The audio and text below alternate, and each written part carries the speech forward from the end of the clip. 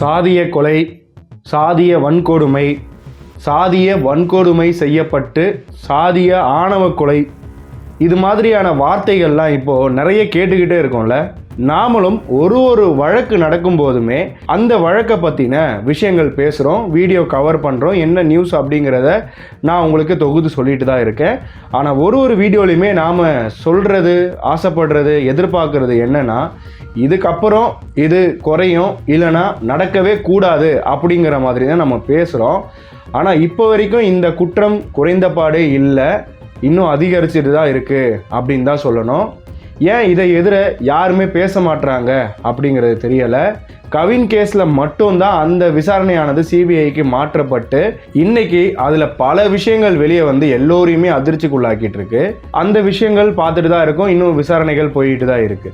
ஆனால் இருந்த போதிலுமே இன்னுமே நிறைய விஷயங்கள், அதே மாதிரியான நிறைய வழக்குகள் நடந்துக்கிட்டு தான் இருக்குது.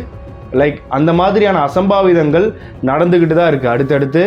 அது இன்னும் குறைந்தபாடே இல்லை, தனி சட்டமானது இன்னும் மாற்றப்படவே இல்லை.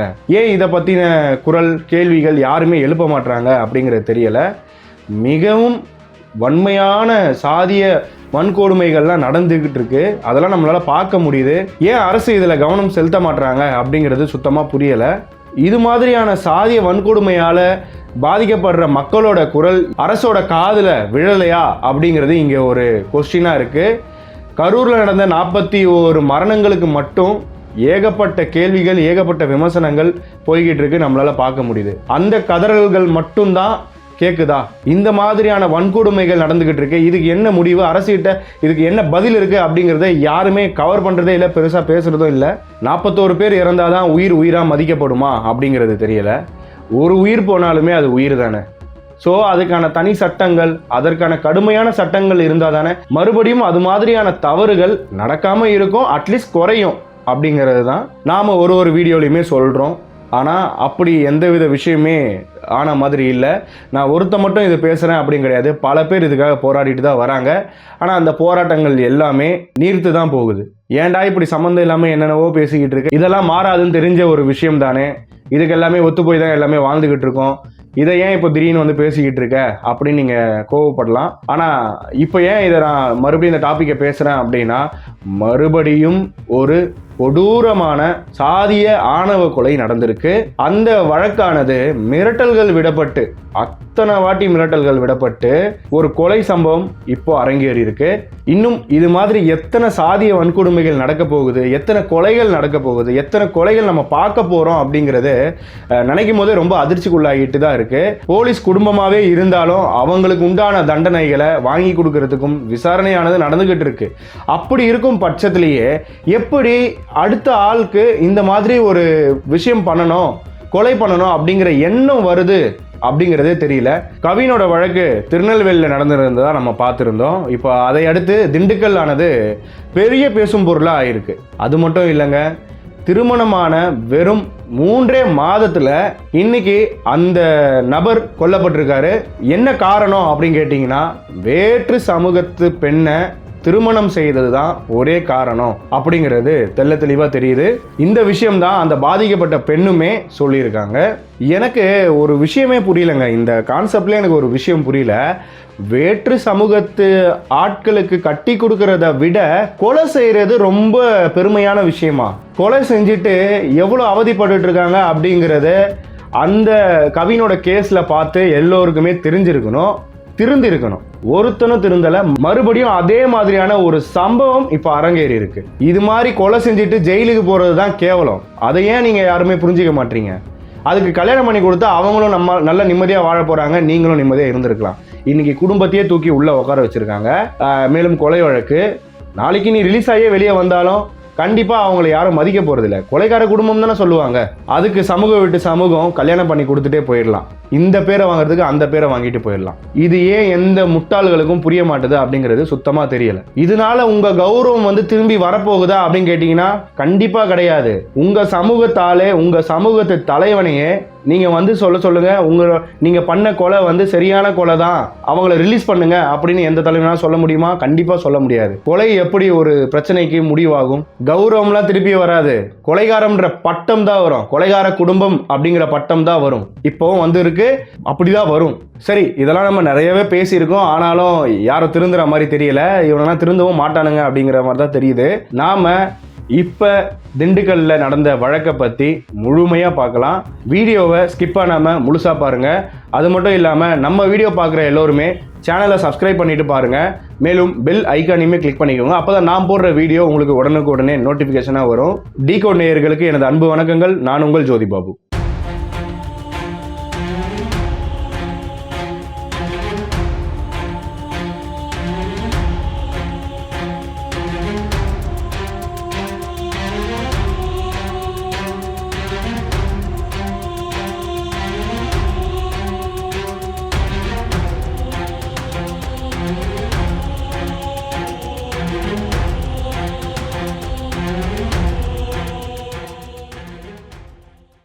Anchor point design studio. நீங்கள் புதுசாக ஸ்டார்ட் அப் பண்ணியிருக்கீங்க, ஆனால் உங்களுக்கு பெரிய ஏஜென்சி, அதாவது டிஜிட்டல் மார்க்கெட்டிங் ஏஜென்சியை ஹையர் பண்ணி உங்களால் அஃபோர்ட் பண்ண முடியல அப்படிங்கிற பட்சத்தில் நீங்கள் எங்களை மாதிரி ஃப்ரீலான்ஸ் டீம் எடுத்துக்கலாம். எங்ககிட்ட டிஜிட்டல் மார்க்கெட்டிங்க்கு தேவைப்படுற எல்லா சர்வீசஸுமே இருக்குது. ஸோ இந்த சர்வீசஸ் எல்லாமே அஃபோர்டபுள் ப்ரைஸஸில் கொடுத்துக்கிட்டு இருக்கோம். நீங்கள் புதுசாக ஸ்டார்ட் அப்லாம் இருக்கீங்க அப்படின்னா நீங்களுமே இந்த கீழே இருக்க நம்பருக்கு கால் பண்ணலாம். அதே போல் நாங்கள் ஏஜென்சிக்குமே அவுட் சோர்சிங் பண்ணி கொடுத்துக்கிட்டு இருக்கோம். ஸோ நியூவாக ஸ்டார்ட் பண்ண டிஜிட்டல் மார்க்கெட்டிங் ஏஜென்சியாக இருந்தாலும் நீங்கள் எங்களுக்கு கால் பண்ணுங்க. நாங்கள் உங்களுக்கு அஃபோர்டபுள் ப்ரைஸில் கிராஃபிக் டிசைன்ல இருந்து வீடியோ எடிட்டிங்ல இருந்து வெப் டிசைனிங் இது போன்ற எல்லா டிஜிட்டல் மார்க்கெட்டிங் சர்வீசஸும் நாங்கள் அஃபோர்டபுள் ப்ரைஸஸ்ல கொடுத்துக்கிட்டு இருக்கோம். மேலும் விவரங்களுக்கு டிஸ்கிரிப்ஷன்ல எங்களோட டீடைல்ஸ், போர்ட்ஃபோலியோ, அது மட்டும் இல்லாமல் கான்டாக்ட் நம்பரும் கொடுத்துருக்கேன்.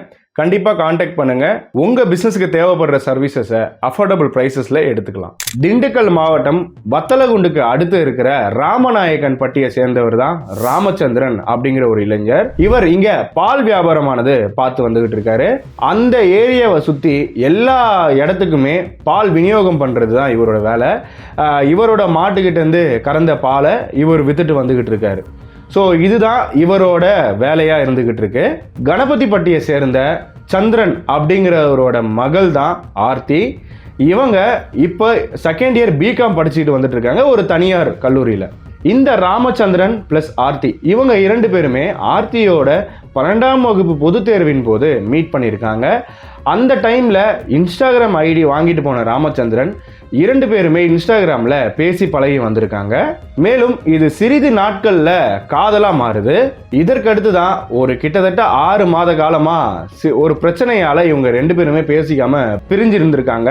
ஸோ அதுக்கு அடுத்து இந்த பெண்ணோட பிறந்தநாள் அப்போ வந்து பேசியிருக்காரு.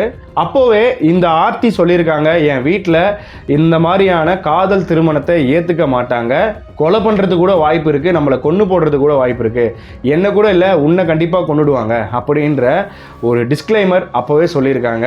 அப்போ ராமச்சந்திரன் இல்லை பரவாயில்ல, நான் எந்த பிரச்சனை வந்தாலும் பார்த்துக்கிறேன், நீ என்னை நம்பி வா அப்படிங்கிறத சொல்லியிருக்காரு. இந்த ஆர்த்தி இப்படி ஒரு டிஸ்க்ளைமர் சொன்ன போதிலும் ராமச்சந்திரன் இல்லை எந்த பிரச்சனை வந்தாலும் நான் பார்த்துக்கிறேன், நீ நம்பி வா, நம்ம ஃபேஸ் பண்ணலாம் அப்படிங்கிற மாதிரி சொல்லியிருக்காரு. மீண்டும் இவங்களோட காதல் தொடர்ந்துருக்கு. இப்படியாக ஒரு 2-3 வருடமாக காதலித்து வந்திருக்காங்க. இப்படியா போய்கிட்டு இருக்கும்போது ஆர்த்தி வீட்டில் இந்த விஷயமானது தெரிய வருது. தெரிஞ்ச பின்னர் வந்து பார்த்தீங்கன்னா இவங்களை அடித்து உதச்சி ஹவுஸ் அரெஸ்ட் பண்ணி வச்சுருந்துருக்காங்க. ஏன் ஒத்துக்கலை அப்படின்னு பார்க்கும்போது நான் ஆல்ரெடி சொன்ன மாதிரி சமூகம் தான் பிரச்சனை. இந்த பெண் கல்லர் சமூகத்தை சார்ந்தவங்க, இந்த நபர் ராமச்சந்திரன் நாயக்கர் சமூகத்தை சேர்ந்தவங்க. இந்த பிரச்சனையால் 2 வீட்லேயுமே எதிர்ப்புகள் இருந்துட்டு தான் இருந்திருக்கு. இப்படி இந்த ஆர்த்தியை ஹவுஸ் அரெஸ்ட் பண்ணி வச்சிருந்த போதிலும் அந்த பெண் அதையும் தாண்டி வெளியே வந்துட்டாங்க. ஏன் ஆர்த்தி வெளியே வந்தாங்க அப்படின்னு பார்க்கும்போது இவங்களுக்கு வேற ஒரு அலையன்ஸ், அதாவது லவ் பண்ணுறாங்க அப்படிங்கிறது தெரிஞ்ச உடனே வேற ஒரு அலையன்ஸ் பார்க்க ஆரம்பித்ததாகவும் ஹவுஸ் அரெஸ்ட் பண்ணதாகவும் அதை மீறி இவங்க எஸ்கேப் ஆகி வெளியே வந்திருக்காங்க. நேராக ராமச்சந்திரனை தேடி தான் வந்திருக்காங்க. இப்படியாக ராமச்சந்திரன் தன்னோட வீட்டுக்கு இந்த பெண்ணை கூட்டிட்டு போயிருக்காரு. ஸோ அப்படி கூட்டிட்டு போன அப்போவுமே ராமச்சந்திரனோட அக்கா கணவர் தன்னோட மாமாவும் ஒரு டிஸ்க்ளைமராக சொல்லியிருக்காரு, வேண்டாம் இது பெரிய பிரச்சனையாகும், நீ மறுபடியும் மறுபடியும் கூட்டிட்டு போய் அவங்க வீட்டிலேயே விட்டுடு அப்படின்னு. இல்ல மாமா, அந்த பெண் என்னை நம்பி வந்திருக்கா, கண்டிப்பா நான் அவளை நல்லா பார்த்துப்பேன் அப்படிங்கிற மாதிரி ஒரு உறுதிமொழி கொடுத்திருக்காரு.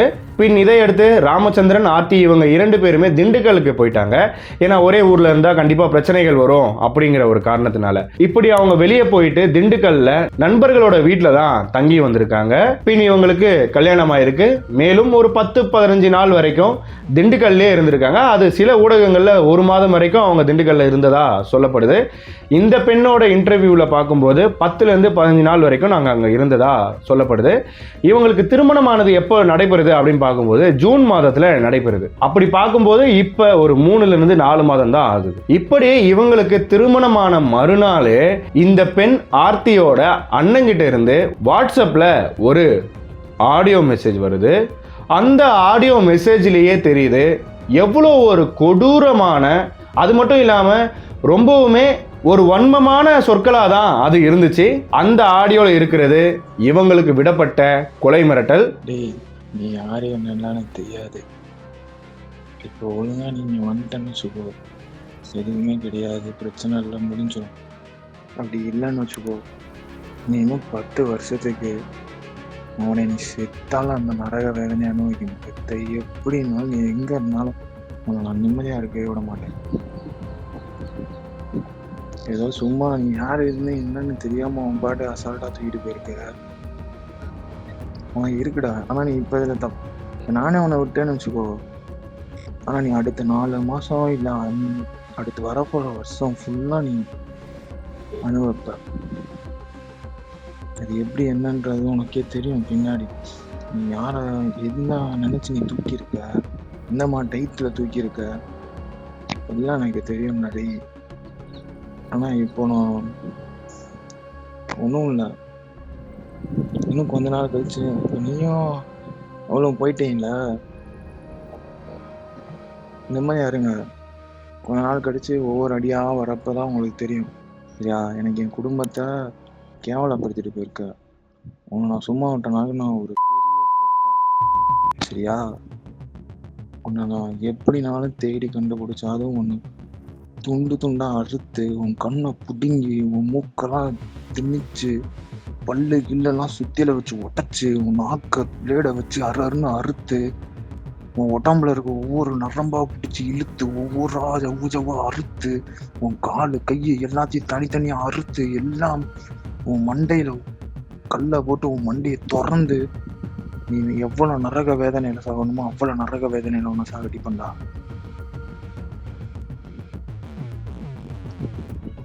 நீ நிம்மதியா இருடா, நான் வரேன். உன்னை நீ எங்க இருக்க என்னன்னு மட்டும் தெரியட்டும். நான் சொன்னது எல்லாத்தையும் நான் செய்யலன்னு வச்சுக்கோ, அவன் பக்கத்துல இருக்க கேட்டு பாரு. சரியா? இப்ப நான் சொன்னது எல்லாத்தையும் நான் செய்வேன். அவனை நீ செத்த நான் மட்டும் இந்த எல்லாரும் மாதிரியும் ஐயா ஆச்சா ஊச்சான்னு சண்டை போட்டுட்டுறா தேவையே கிடையாது. ஆனா நீயே என்கிட்ட தனியா மாட்டினான்னு வச்சுக்கோ, அவனை நீ செத்த நான் சொன்ன மாதிரியும் உன்னை சாவடிப்பேன். இந்த சாவை எவனுமே பார்த்துருக்க கூடாது. ஏதோ சும்மா கத்திய வச்சு குத்தி ஏதோ சும்மா அடிச்சு இதெல்லாம் தேவையில்லை. உன் கண்ணை புடுங்கி நீ நரக வேதனையா இருக்கும். அப்படி நீ நரகமே போனா கூட நரகத்துல நான் தான்டா உனக்கு வந்து அங்கேயே உன்னை கொடுமைப்படுத்தணும்டா. நீ என் குடும்பத்தையே அசிங்கப்படுத்திட்டு போயிருக்கல. இருடா, ஒழுங்கா நீ இப்ப வந்துட்ட, வந்து எல்லாம் முடிஞ்சிருச்சுன்னா எதுவுமே கிடையாது. ஏன்னா நீ தெரியும், அது எங்க ஊருக்குள்ளேயே வந்து நீ பொண்ணை தூக்கிட்டு போயிருக்கனா அதுலயே தெரிஞ்சு போச்சுடா நீ யாரு என்னன்ட்டு. எதுக்கு சொல்றேன்னு டெக்ஸ்ட பாரு, பார்த்துட்டு நீ நல்ல முடிவு எடுத்துக்கோ. ஒன்று அந்த பிள்ளைக்குள்ள வாழணுமா, அப்படியே அந்த பிள்ளைக்குள்ள வாழு. ஆனா நீ நரக வேதனை படுவ, அது நான் கரெக்டா சொல்றேன். நீ நரக வேதனை படுவ, அதுக்கு நான் மேல உன் இஷ்டம். சரியா? அவங்க அப்பா ஆத்தாலும் அதே மாதிரிதான் படுவாங்க. உங்க அப்பா ஏதோ ஆஸ்பத்திரியில இருக்கானாம்ல, அடுத்து நான் அங்க பாத்துக்கிறேன்.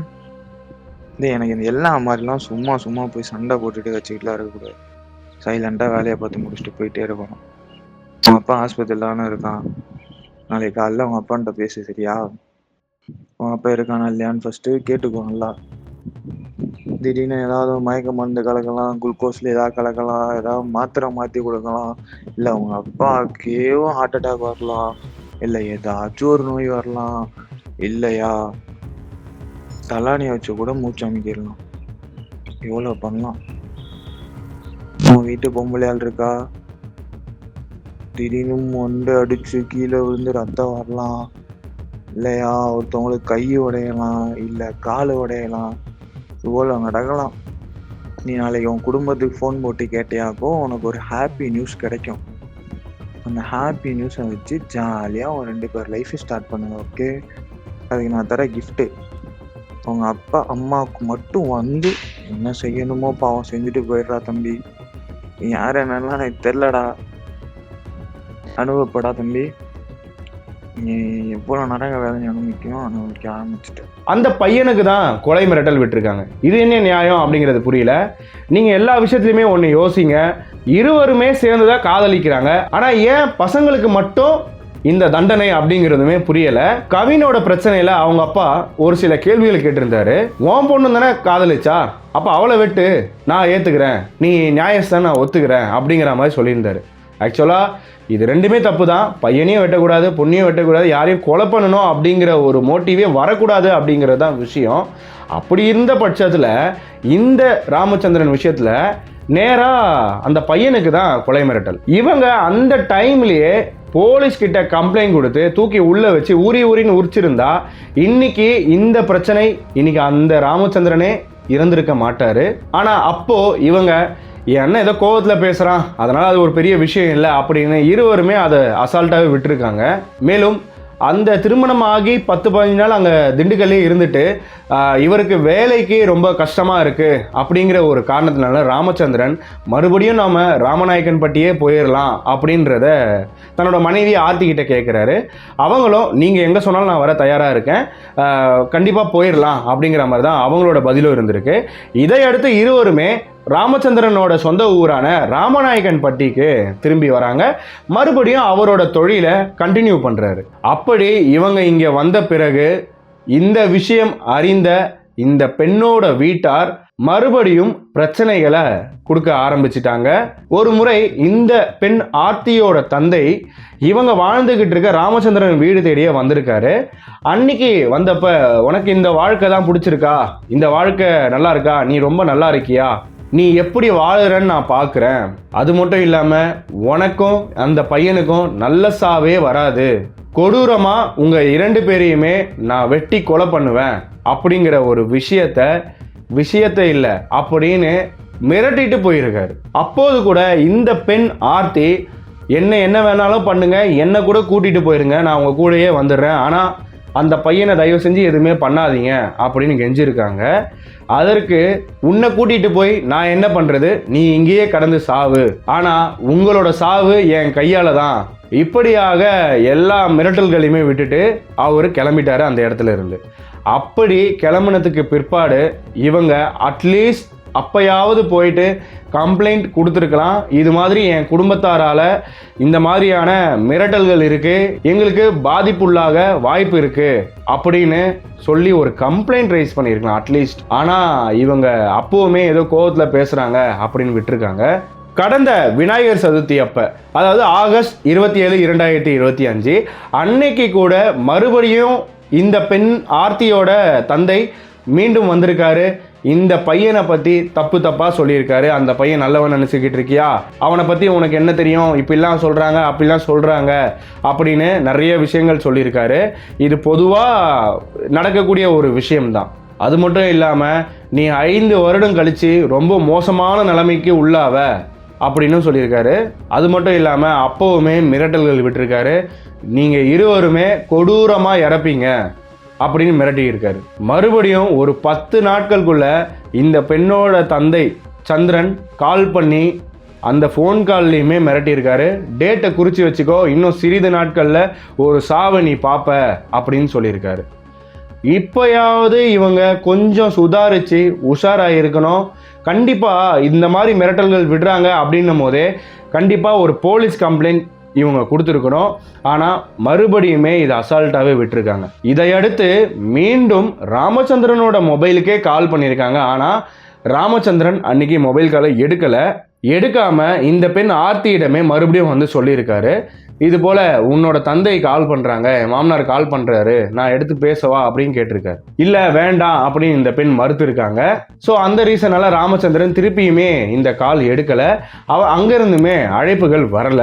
ஸோ இதை அடுத்து தான் அக்டோபர் 12, 2025 அன்னைக்கு ஈவினிங் ஒரு 4 மணி போல எப்பவுமே தன்னோட பால் வியாபாரத்துக்காக போகக்கூடிய குள்ளிப்பட்டி அப்படிங்கிற கிராமத்தை நோக்கி போய்கிட்டு இருக்கிறாரு. தன்னோட சொந்த ஊரான ராமநாயக்கன்பட்டி தன்னோட வீட்டில இருந்து தான் கிளம்புறாரு. தன் மனைவியிடம் அடுத்த கட்ட திட்டங்களை பத்தி பேசிட்டு சந்தன வச்சுக்க சொல்லும் போது கூட என்னை யார் பார்க்க போறாங்க அப்படின்னு சொல்லிட்டு வீட்டை விட்டு 4-5 மணி அளவில் கிளம்புறாரு. சரியா இவர் கிளம்பி போய்கிட்டு இருக்கிற வழியில இருக்கிற பாலத்துக்கிட்ட ஒரு 4:30 மணி அளவில் இவரை கொடூரமா வெட்டி கொலை பண்றாங்க. யார் இந்த கொலை சம்பவத்துல ஈடுபட்டிருக்காங்க அப்படின்னா அந்த பெண்ணோட தந்தை சந்திரன் தான். மேலும் உடல்கள்ல பல வெட்டுகள் வெட்டி, அது மட்டும் இல்லாம தன்னோட ஒரு கையை தனியா வெட்டி எடுத்திருக்காங்க. இந்த ராமச்சந்திரனோட இறந்த உடலுக்கு பக்கத்திலேயே அந்த கையுமே இருந்திருக்கு. இப்படி ரத்த வெள்ளத்துல இருந்த இந்த ராமச்சந்திரனை அங்க போய்கிட்டு இருக்கிற மக்கள் பார்த்து போலீஸுக்கு தகவல் சொல்லியிருக்காங்க. இதற்கடுத்து நிலக்கோட்டை காவல் நிலையத்திலிருந்து போலீசார் ஸ்பாட்டுக்கு வராங்க. பின் அந்த இடத்துல வந்து இந்த ராமச்சந்திரனோட உடலை பறிமுதல் பண்ணி திண்டுக்கல் அரசு மருத்துவமனைக்கு பிரேத பரிசோதனைக்காக அனுப்பி வைக்கிறாங்க. ராமச்சந்திரனை வெட்டி கொலை பண்ணது நான் தான் அப்படின்னு இந்த பெண் ஆர்த்தியோட தந்தை சந்திரன் அறிவாலோட காவல் நிலையத்தில் சரணடைகிறாரு.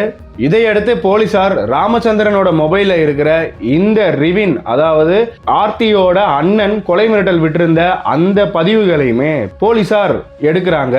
இதையடுத்து ராமச்சந்திரனோட மனைவி ஆர்த்தி மருத்துவமனையில போராட்டம் பண்றாங்க.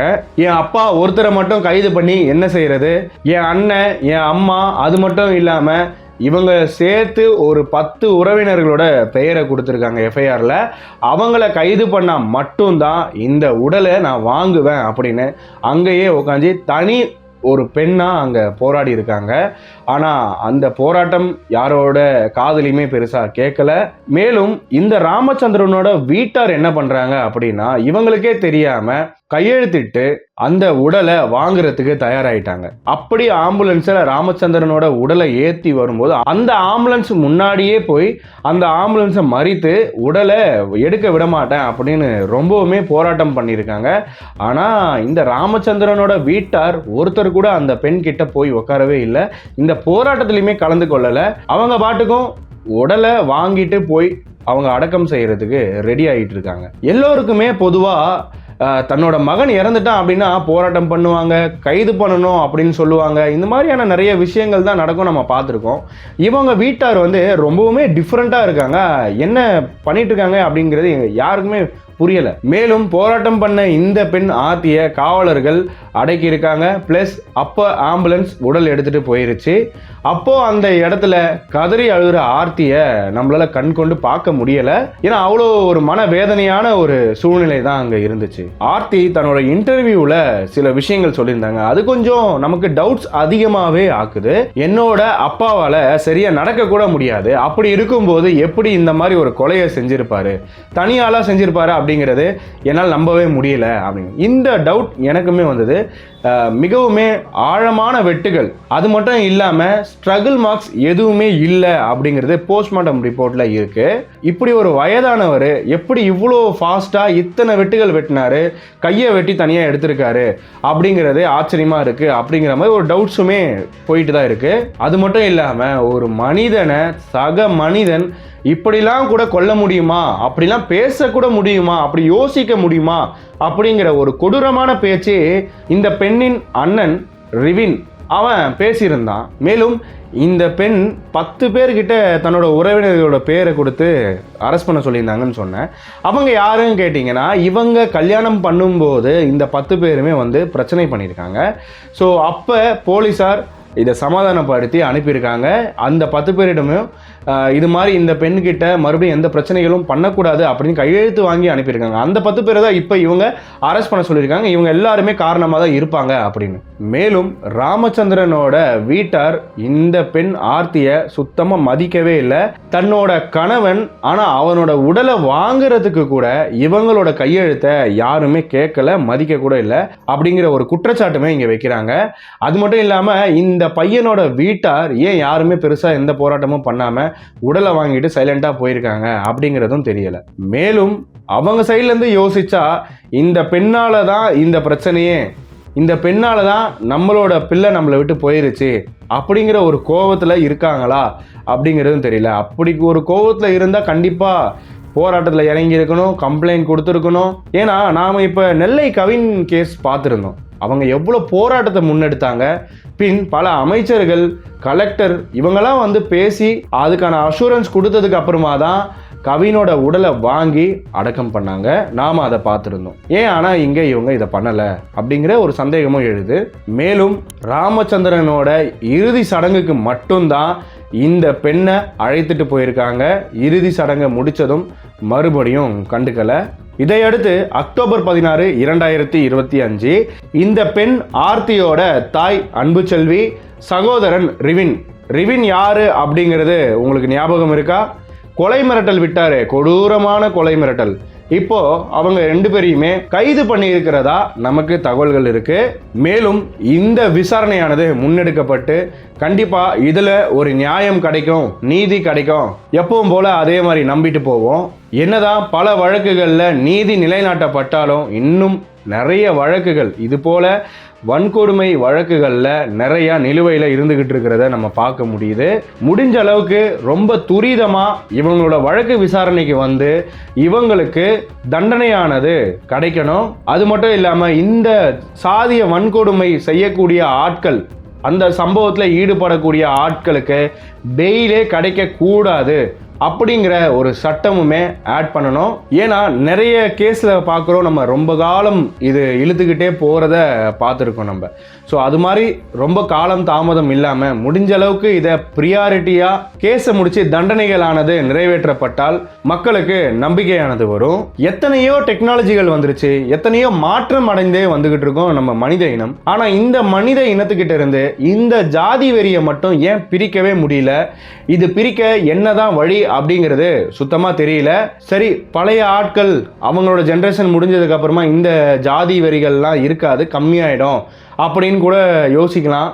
ஆனால் அதுக்கு வாய்ப்பே இல்லை அப்படிங்கிறத இப்போ இந்த நெல்லை கவினோட வழக்கிலையும் இப்போ நடந்திருக்க இந்த ராமச்சந்திரனோட வழக்கிலையும் தெள்ள தெளிவாக தெரியுதுங்க. ஏன் அப்படின்னா நெல்லை கவின் கேஸில் குற்றவாளி யாருன்னு பார்த்தீங்கன்னா அடுத்த ஜென்ரேஷனான சுர்ஜித். அது மட்டும் இல்லாமல் இந்த வழக்கில் இப்படி ஒரு கொலை மிரட்டல் விட்டிருக்கிறது யாருன்னு பார்த்தீங்கன்னா இந்த பெண்ணோட அண்ணன் ரிவின். அவங்களாம் அடுத்த ஜென்ரேஷன் ஆளுங்க தானே. இப்படி ஜாதி வெறியானது அடுத்தடுத்த ஜென்ரேஷனுக்கும் அவங்க ஊட்டி வளர்த்துக்கிட்டே இருக்காங்க அப்படிங்கிற நினைக்கும் போது இது எப்படி கம்மியாகும்? இந்த ஜாதி வெறி எப்படி குறையும்? அப்படி குறையலைன்னா இந்த கொலைகள் அதிகமாகுமா அப்படிங்கிற விஷயங்களும் நம்ம யோசிக்கணுங்க. மேலும் இந்த சாதி வெறிய அடியோடு வேரோடு புடுங்கி எறிய ஒரு கரெக்டான சட்டம், கடுமையான தண்டனைகளை கொண்ட சட்டங்கள் வரணும். அப்பயாவது இந்த மாதிரியான கொலை சம்பவங்கள் குறையுதா அப்படிங்கிறத பார்ப்போம். மேலும் இப்படி பண்ணுறவங்களும் ஒரு சில விஷயங்களை யோசிக்கணும். முதல்ல நீங்கள் கொலை செஞ்சுட்டா உங்களை யாரும் பாராட்ட போகிறதில்ல. உன் சமூகத்தை சேர்ந்தவனே உன்னை கொலைகாரன் தான் சொல்லுவான், இப்படி நீ ஒரு கொலை செஞ்சுட்ட அப்படின்னா. ஸோ இந்த கொலை மூலயமா உன்னோட விட்டு போன கௌரவம் திருப்பி கிடைக்கும் அப்படின்னு நினச்சனா நீ ஒரு முட்டாள். அது மட்டும் இல்லாமல் இது ஒரு பெருமை அப்படின்னு நினச்சாலும் நீங்கள் ஒரு முட்டாள் தான். தயவு செஞ்சு உங்களோட அடுத்த ஜென்ரேஷனையாவது இந்த ஜாதி வெறியை ஊட்டி வளர்க்காமல் இருந்தால் அதுவே நீங்கள் சமூகத்துக்கு பண்ணுற பெரிய உதவி. இன்னைக்கு கொலை செஞ்சுட்டு நீங்கள் ஜெயிலுக்கு போய் தண்டனை அனுபவிக்கிறதுக்கு எதுவுமே பண்ணாமல் இருந்திருந்தா கண்ணுக்கு மறைவா அவங்களும் எங்கேயும் நல்லா இருந்திருப்பாங்க. இன்னைக்கு நீங்களும் உங்களோட வேலைகளை பார்த்து நல்லா இருந்திருப்பீங்க. அதை விட்டுட்டு கொலை சம்பவத்தில் ஈடுபட்டு இன்னைக்கு அந்த பெண்ணோட வாழ்க்கை போயிருச்சு. இன்னைக்கு அந்த பெண் நிர்கதியாக நிற்குது. இப்போ நீங்களும் கொலைகார குடும்பம் அப்படிங்கிற ஒரு பேரோட இன்னைக்கு போலீஸ் கஸ்டடியில் இருக்கீங்க. ஸோ கண்டிப்பாக அடுத்து சிறையில் தான் இவங்களோட வாழ்க்கையாகவே இருக்க போகுது. இடையில சிறையை விட்டு வெளியே வந்தாலும் அக்கம் பக்கம் இருக்கிறவங்க கொலைகார குடும்பம் தானே சொல்லுவாங்க, பேசுவாங்க. யாருமே மதிக்க மாட்டாங்களே உங்களை. அப்போது நீங்கள் கௌரவத்தை 2 மடங்காக இழந்தீங்க அப்படிங்கிறதான அர்த்தம். குற்றம் அதுக்கு என்ன காரணம் இருந்தாலும் குற்றம் தான். அதை யார் பண்ணியிருந்தாலும் குற்றம் தான். நீங்கள் எதுக்காக பண்ணாலும் அது குற்றம் தான். இதுதான் சுதந்திர நாடா அப்படிங்கிற கேள்விகள் எழுது. மேலும் இது போன்ற சம்பவங்கள் குறையும் அப்படிங்கிறத நான் நம்புகிறேன். இப்படி தான் ஒரு வீடியோவில் நான் நம்புகிறேன். ஆனால் குறைந்த பாடே இல்லை. கடுமையான சட்டங்கள் இதுக்கு மேலேயும் வருமா, இல்லை இன்னும் பல கொலைகளை பார்த்ததுக்கு அப்புறமா தான் வருமா அப்படிங்கிறது தெரியல. ஏன்னா இப்போ இருக்கிற காலகட்டத்தில் சமூகத்தில் ஒரு பெரிய பிரச்சனையா இந்த சாதிய ஆணவ கொலைகள் அதிகமாகிட்டு இருக்கு. நம்ம சேனலை இன்னும் சப்ஸ்கிரைப் பண்ணாதவங்க சப்ஸ்கிரைப் பண்ணிக்கோங்க. மேலும் அந்த பெல் ஐக்கானையுமே கிளிக் பண்ணிக்கோங்க. அப்பதான் நான் போடுற வீடியோ உங்களுக்கு நோட்டிபிகேஷனாக வந்துடும். மேலும் இப்படி ஒரு வழக்கு நடக்குது அப்படிங்கிறது உங்க ஃப்ரெண்ட்ஸ் யாருக்கும் தெரியாம இருந்துச்சு அப்படின்னா அவங்களுக்கு இந்த வீடியோ ஷேர் பண்ணுங்க. மேலும் இந்த வழக்கை பத்தின உங்களோட கமெண்ட்ஸ், அது மட்டும் இல்லாம இந்த மாதிரியான சம்பவங்களை எப்படி தவிர்க்கலாம் அப்படிங்கிற உங்களோட தாட்ஸையுமே கமெண்டா போடுங்க. உங்களோட ஒரு சஜஷனுமே கமெண்ட்ல போடுங்க. கண்டிப்பா நான் எல்லாரோட கமெண்ட்ஸையும் படிக்கிறேன். மேலும் இது போன்ற பல வழக்குகளை இந்த சேனல்ல நம்ம பார்க்க இருக்கோம். தொடர்ந்து இணைந்திருங்கள். நான் உங்கள் ஜோதி பாபு. நன்றி.